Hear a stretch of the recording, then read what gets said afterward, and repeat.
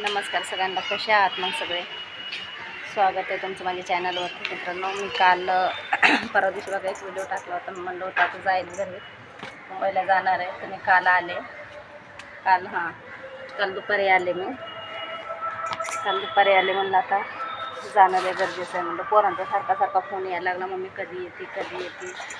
थकले ना पोरं, पण कंटाळे. एकदा राहून कंटाळा आला त्यांना. जेवणाचं एकतर हाल होतं त्यांचं. किती टेन्शन आहे. दोघांनीच राहायचं म्हणलं की किती टेन्शन आहे. तर आणि तो कोण म्हणजे असं आहे नाही की त्यांना करून घालीन म्हणून. गावाकडलं बघा, इकडलं बघा, खूप त्रास व्हायला लागला. मलाच त्रास होतो आहे की ते पोरांना किती त्रास होतं असं. आता म्हणते जाऊ नको मी परत गावाला. तो नसले की मग जेवणाचं लय हाल होते. आणि खरंच हाल होते त्यांच्या जेवणाचा.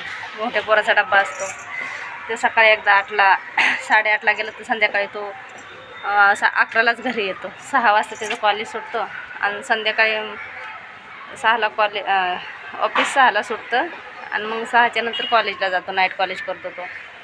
तर मग त्याला यायला 11च वाजतात घरी. मग हा एक बारका एकटाच राहतो. मग त्याला एकट्याला करमत नाही. त्याला वाटतं तो मोठा तरी पाहिजे घरी, असं वाटतं. मग दिवसभर एकटाच राहतो ना. सकाळी 8 वाजल्यापासून ते संध्याकाळी 11 वाजेपर्यंत एकटाच राहतो तो. मग आणि गावाला चल म्हणलं तर ऐकत नाही. नको म्हणतो, मला नाही यायचं गावाला, मला नाही करमत गावाला. आता म्हणतो मम्मी मी तुझ्या संग, तू गावाला चालली ना, मी तुझ्या संग गावाला येईन ना. कंटाळा आला ना आता एकट्याला राहून.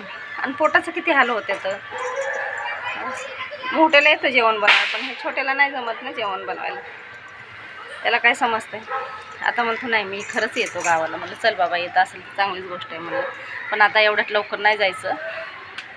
आता कामात पण सुट्ट्या जवळजवळ गेल्या महिन्यात 5 सुट्ट्या झाल्या. परत त्याच्या आधी 20-21 दिवस गावीच होते. आता पण गावाला राहणं गरजेचं होतं. कारण की घराचं कंडिशन कसं झालेलं आहे तुम्हाला मी आधीच्या व्हिडिओमध्ये सांगितलेलंच आहे की घर पडायला लागलं, सगळ्या भिंती उकललेल्या आहेत. तर तिथं राहणं खूप गरजेचं होतं. पण त्याच्यापेक्षा गरजेचं पोरांचा फोन येत होता, म्हणून मला हे पण गरजेचं वाटलं की नाही लवकर गेलं पाहिजे. आता शक्यतो मी ह्यांनाच पाठवेन, दाजींलाच पाठवेन की तुम्ही जा म्हणून. आता त्या घराचं काम चालू करायला लागेल. म्हणजे 8-15 दिवसाच्या नंतर घराचं काम चालू करायचं लागेल. आणि इथं मी राहिले तर तिथं ह्यांच्या पोटाचे हाल होत्यात. मग असं होते. त्यांना हाताने जेवण बनवायला लागेल तिथं गेलं तर. आणि तिथं गेलं तर तिथं जेवण बनवणार कसं, घर तोडून काढायचं आहे ते पूर्ण.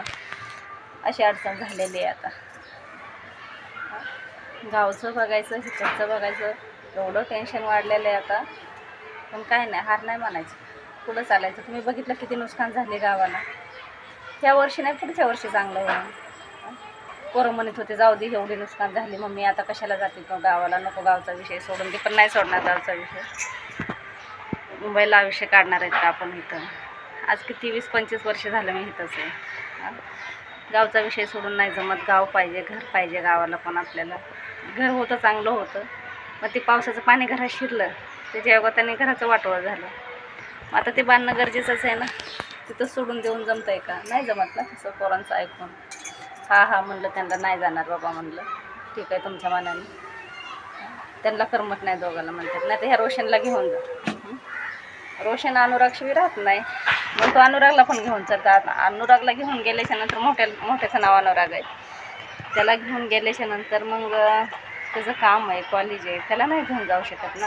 हा म्हणतो तो माझ्या जोडीला असेल ना तर मी गावाला येतो.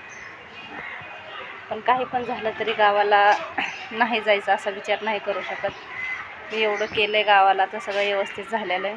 हे काय पावसाचं पाणी निसर्गाचं आहे, ते आपण त्याला काय नाही करू शकत.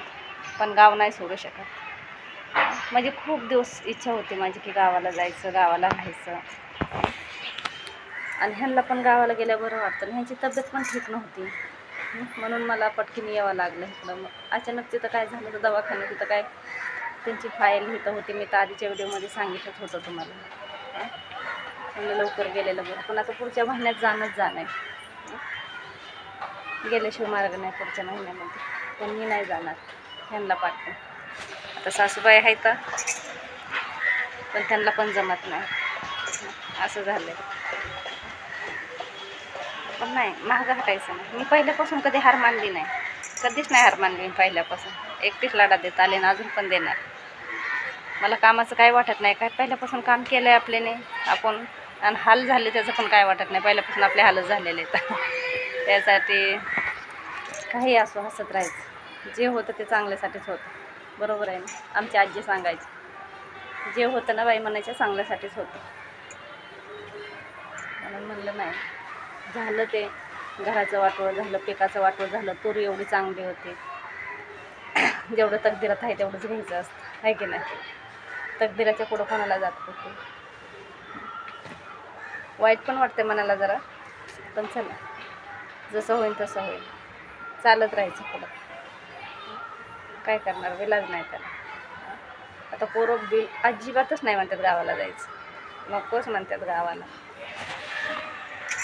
त्यांना समजून सांगून वाटलं तर हे छोट्याला घेऊन जाईन, रोशनला घेऊन जाईन, पण राहत नाही. तो लय आगाव आहे, तिथं राहायला नको म्हणतो. त्याच्या सगळं मनासारखं पाहिजे, जशी हिता आहे ना असं सगळं मनासारखं पाहिजे त्याच्या, तर राहीन म्हणतो मी. तर गाव ते गावच असतं ना किती केलं तर. त्याला कोण समजवणार आणि कोण सांगणार त्याला समजून सांगण्याचं म्हणजे डोक्याला ताण आहे. पहिल्यापासून ती पोरं कुठे निघलेली नाही, कुठं घराच्या बाहेर काढलं नाही त्यांना. आणि मीच 30-35 वर्ष झालं मी घराच्या बाहेर निघले नाही कधी, मुंबई सोडून कुठं बाहेर गेले नाही. मलाच पहिल्यांदा एवढं भारी पडलं होतं, त्यांना कंटाळा येणारच नाही. अचानक एकाएकी सवय लागत नसते असं होतं. मला त्यांना पण सवय लागेल, त्यांना पण कळेल गावाला गेलं पाहिजे. थोड्या दिवस ये जा केलं ना मग त्यांना मन लागेल तिथं.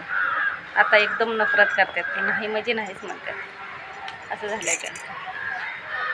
थोडे म्हणजे 4 दिवस 8 दिवस नेलं पाहिजे, आणलं पाहिजे, तेव्हा त्यांना ना बरं वाटेल. आता त्यांना थोडंसं एकदम अवघड वाटतं गावाला राहायचं म्हणलं म्हणजे. गावाला रानात घर आहे ना, तर रानात घर आहे म्हणून त्यांना असं वाटतं नको तिकडं, गावात पाहिजे म्हणतात घर. मला गावात राहायला आवडत नाही, मला रानातच राहायला आवडतं. कोणाचं 1 नाही ना 2 नाही, कोणाच्या डोक्याला ताण नाही, आवाज नाही, काय नाही, एकदम शांत वातावरण. आणि मला शांत राहायला आवडायला लागलं हल्ली. असं वाटतं ना एकदम शांतपणे राहावं. खरंच